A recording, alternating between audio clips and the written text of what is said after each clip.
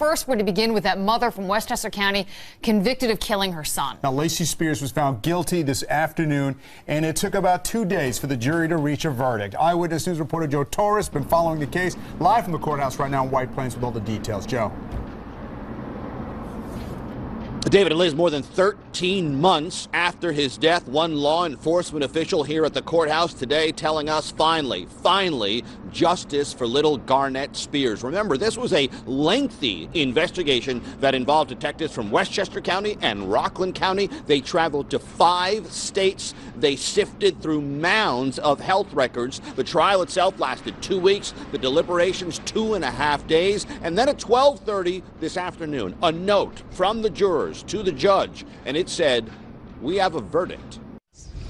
Members of the jury, answering through your foreperson, how say you as to count 1, murder in the 2nd degree, not guilty or guilty? Guilty. Is this verdict unanimous? Yes. Lacey Spears, 27 years old. She barely flinched. It was her father there and her sister, the father's daughter. They sought comfort on each other. In fact, it was Lacey's sister, when the verdict was read, who shouted out, "Oh my God."